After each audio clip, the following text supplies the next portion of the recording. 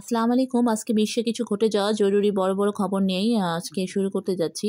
তো প্রথমেই আসি যুক্তরাষ্ট্রের খবরে। নতুন B-21 স্টেলথ বোমারু বিমানের আরও বড় অর্ডার দিয়েছে যুক্তরাষ্ট্র। ডোনাল্ড ট্রাম্প জানান যুক্তরাষ্ট্র আরও বেশি সংখ্যক নতুন B-21 রাইডার স্টেলথ বোমারু বিমানের অর্ডার দিয়েছে। এই অত্যাধুনিক বোমারু বিমানগুলো পুরাতন মডেলের B-2 স্প্লিট ও B-1 ল্যান্সার বিমানের স্থলাভিষিক্ত হবে। নতুন এই বিমানগুলো প্রচলিত ও পারমাণবিক দুই ধরনের অস্ত্র বহন করতেই সক্ষম। প্রতিটি বিমানের দাম প্রায় $800 মিলিয়ন।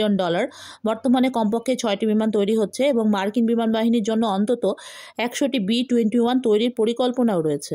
কিজিলেলমা আকাশযুদ্ধ পরীক্ষায় ইতিহাস গড়েছে তুরস্কের মানববিহীন যুদ্ধবিমান কিজিলেলমা বাইরাকতার। তুরস্কের ফাইটার জেট প্রযুক্তিতে নতুন মাইলফলক যোগ হয়েছে এই বিমানের দ্বারা। তা সফলভাবে আকাশ থেকে আকাশে নিক্ষেপযোগ্য ক্ষেপণাস্ত্র ছুড়ে জেট ইঞ্জিন চালিত একটি চলন্ত লক্ষ্যবস্তুতে আঘাত আনতে সক্ষম হয়েছে। এই অর্জন তুরস্কের সামরিক প্রযুক্তির জন্য একটি যুগান্তকারী ঘটনা, যা এটিকে বিশ্বের প্রথম ও একমাত্র মানববিহীন প্ল্যাটফর্ম হিসেবে আকাশযুদ্ধে সক্ষমতার স্বীকৃতি এনে দিয়েছে। এবার ভ্লাদিমির পুতিন প্রসঙ্গে তিনি বলেন, ইউরোপের সাথে যদি রাশিয়া যুদ্ধ শুরু করে তাহলে খুব শিগগিরই আলোচনার জন্য আর কেউই বাকি থাকবে না। রাশিয়া ইউরোপের সাথে যুদ্ধ করতে চাইছে না, কিন্তু যদি ইউরোপ যুদ্ধ শুরু করে তাহলে রাশিয়া এখনই প্রস্তুত। অর্থাৎ যুদ্ধ হলে ইউরোপের পরিস্থিতি এত খারাপ হবে যে তারা আলোচনার অবস্থাতেও থাকবে না। ইরানের জন্য যুদ্ধ বিমান বানাচ্ছে রাশিয়া। ইউনাইটেড 24 এর প্রতিবেদন অনুযায়ী রাশিয়ার 3টি কোম্পানি ইরানের জন্য Su-35 যুদ্ধ বিমান তৈরি করছে। Su-35 বিমানের যন্ত্রাংশ ইতিমধ্যে তৈরি শুরু হয়েছে। প্রাথমিক অর্ডারটি গত নভেম্বরে 2023-এ চূড়ান্ত হয়। বর্তমানে 16টি Su-35 ইরানের জন্য প্রস্তুত হচ্ছে। ভবিষ্যতে আরও বিমান তৈরির পরিকল্পনা রয়েছে।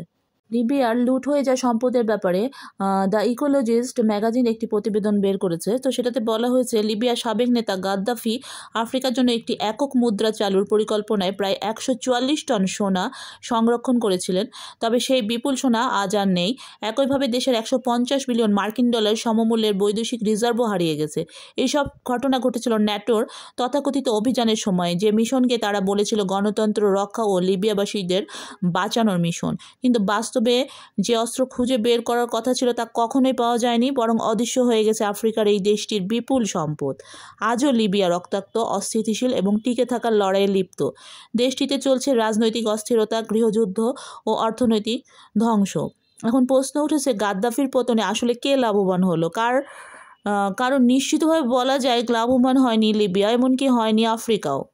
পরের খবরটি হলো, ডলার পরবর্তী যুগের প্রস্তুতি নিচ্ছে ইউরোপিয়ান ব্যাংক।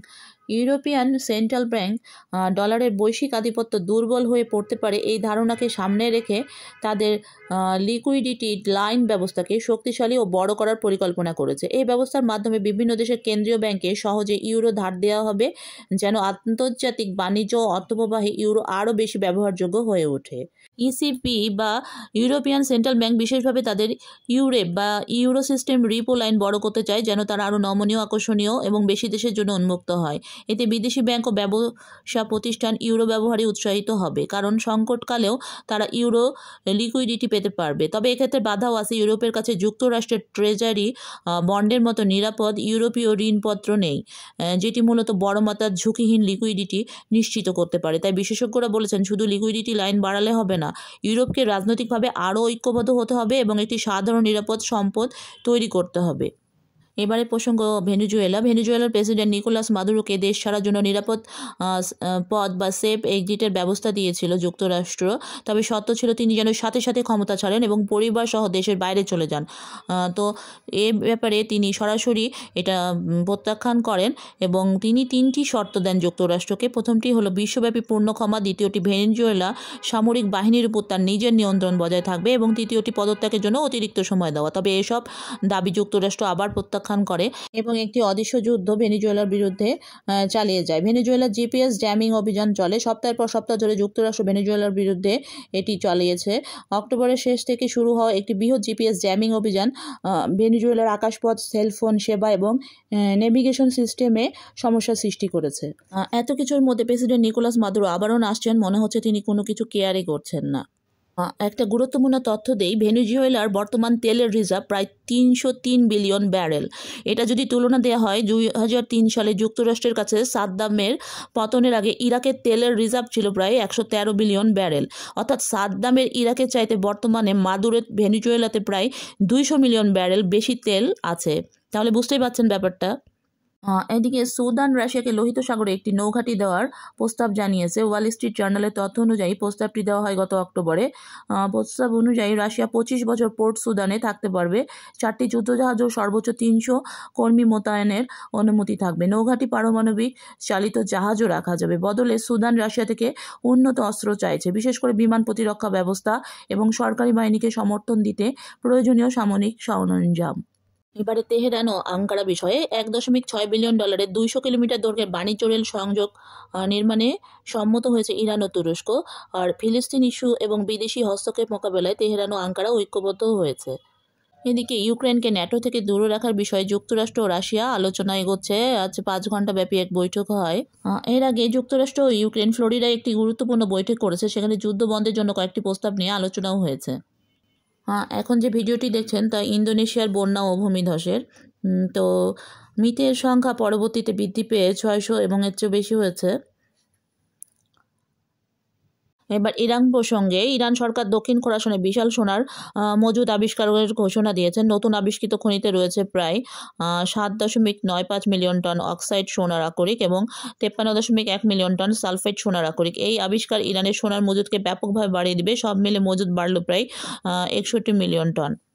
এখন একটি সুন্দর ছোট্ট ভিডিও দেখুন। ইরানের ইস্পাহান প্রদেশের খানসার শহরে শরতের নজরকাড়া প্রকৃতি। কি সুন্দর পাতা ঝরার দিন, আর হলুদ পাতা সবুজ পাতায় ভরে গেছে। প্রকৃতির এক অপূর্ব সৌন্দর্য। এখন যে ভিডিওটি দেখবেন সেটি হলো ইরানের মাজানদারান প্রদেশের চালুসের অনিন্দ সুন্দর ফাশকুর গ্রাম।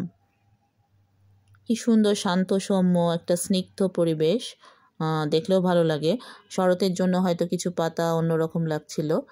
আর এদিকে তো সবুজে একটা সুন্দর প্রাকৃতিক মেঘে ভরা নীল আকাশ। মানুষ ঠিক যেমনটি দেখতে চায় ঠিক সেরকমই। তো এখন এরপরে আপনারা যে ভিডিওটা দেখবেন লাস্টে ফিলিস্তিন বিষয়ে, তো আমরা চলে যাই সেই ভিডিওতে। সত্যি কথা বলতে কি, যুদ্ধের ধ্বংসের পরেও থেমে নেই আয়োজন।